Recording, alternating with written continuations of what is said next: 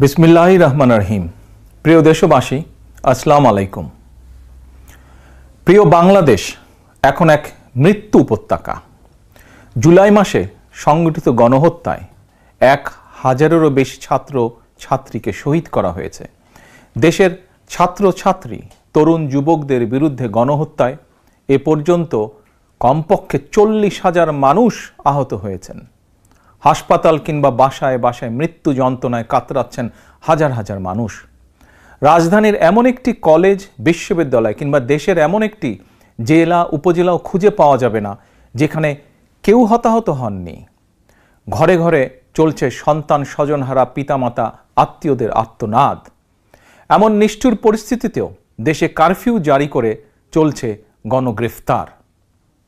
খুনি হাসিনা একদিকে কারফিউ জারি করে সেনাবাহিনী, বিজেপি, পুলিশের খুনি চক্রকে আন্দোলনকারীদের দেখামাত্র গুলি করার নির্দেশ দিয়েছে।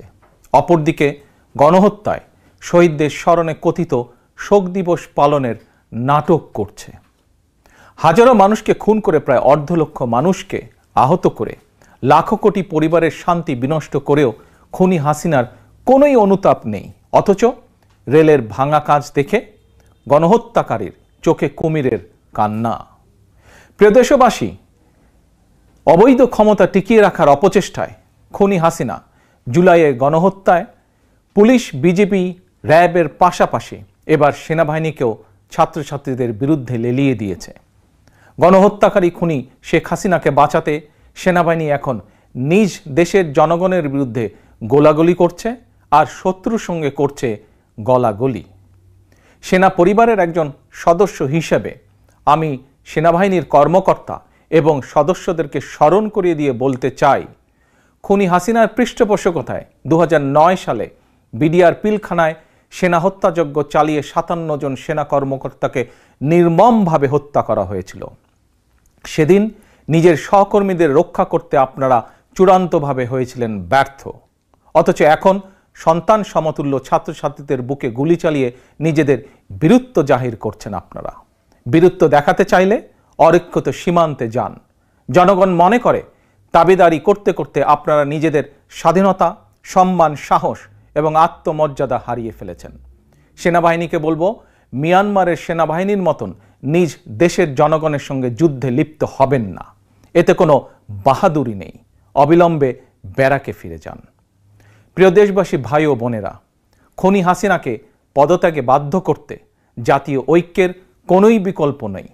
একজন রাজনৈতিক কর্মী হিসাবে, একজন বাংলাদেশি হিসাবে বাংলাদেশের পক্ষের শক্তি, গণতন্ত্রের পক্ষের শক্তি প্রতিটি রাজনৈতিক দল, সামাজিক সাংস্কৃতিক সংগঠন, শিক্ষক, বুদ্ধিজীবী, কৃষক, শ্রমিক, স্বল্প আয়ের মানুষ, শ্রমজীবী, পেশাজীবী তথা ধর্ম, বর্ণ নির্বিশেষে প্রত্যেক ব্যক্তি ও গোষ্ঠীর প্রতি আমি বিনীত আহ্বান জানিয়ে বলতে চাই, আসুন সবাই মিলে গণহত্যাকারী খুনি হাসিনার, খুনি সন্ত্রাসী বাহিনীর বিরুদ্ধে রাজপথে চূড়ান্ত প্রতিরোধ গড়ে তুলি।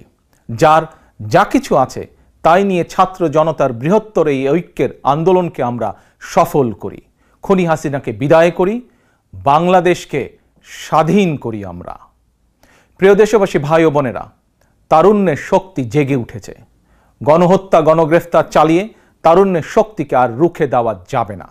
নির্দ্বিধায়, নিঃসংকোচে বুকে বুলেট আলিঙ্গন করে শহীদ আবু সাইদ প্রমাণ করে দিয়েছে দিল্লির কৃতদাস তাবেদার খুনি হাসিনার লেলিয়ে দেওয়া সেনাবাহিনী, বিজেপি আর পুলিশের খুনিচক্রের ভয় স্বাধীন বাংলাদেশের তারুণ্য আর পিছু হটতে রাজি নয়। ছাত্রছাত্রীদের বিরুদ্ধে গণহত্যা চালিয়ে বৈষম্য বিরোধী ছাত্র আন্দোলনের কয়েকজন সমন্বয়ককে গ্রেফতার করে খুনি হাসিনা চলমান আন্দোলনকে দমন করে দিতে চেয়েছিল।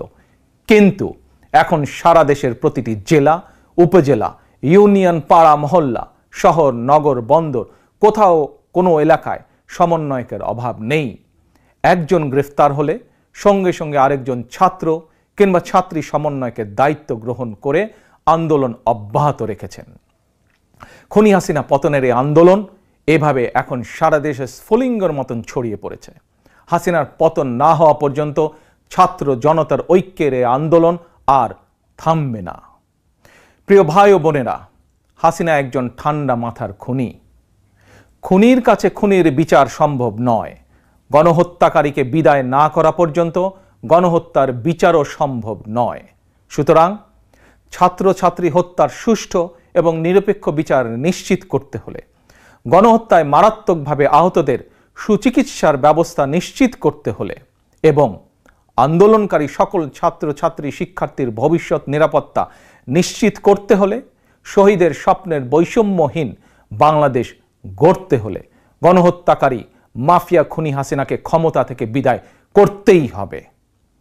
প্রিয় অভিভাবক এবং সকল বিরোধী রাজনৈতিক সহকর্মীবৃন্দ, গত 15 বছর ধরে খুনি হাসিনা আমাদের অসংখ্য সহকর্মীদেরকে গুম, খুন, হত্যা, অপহরণ করেছে। আর এখন রাজপথে আমাদের সন্তানদের পাখির মতন গুলি করে হত্যা করছে। এমনকি ঘরের ভেতরে আমাদের শিশুরাও নিরাপদ নয়, আমাদের মা বোনেরা নিরাপদ নয়। আর এ কারণেই খুনি হাসিনাকে বিদায় করে আপনার, আমাদের সন্তান স্বজনদের ভবিষ্যৎ নিশ্চিত ও নিরাপদ করতেই চলমান ছাত্র জনতার ঐক্যের এই আন্দোলন। গণতন্ত্রের পক্ষের একজন রাজনৈতিক কর্মী অথবা সন্তানের অভিভাবক হিসাবে চলমান এই আন্দোলনে আপনি রাজপথে কিংবা আপনার নিজ নিজ এলাকায় আওয়ামী সন্ত্রাসীদের এবং সেনা, বিজেপি, পুলিশের খুনিদের বিরুদ্ধে শক্ত প্রতিরোধ গড়ে তুলুন।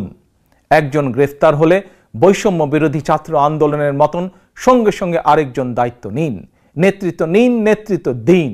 কোনো নির্দেশনার জন্য অপেক্ষার প্রয়োজন নেই। নির্দেশনা একটাই, দাবি একটাই, দফা এক, দাবি এক, খুনি হাসিনার পদত্যাগ।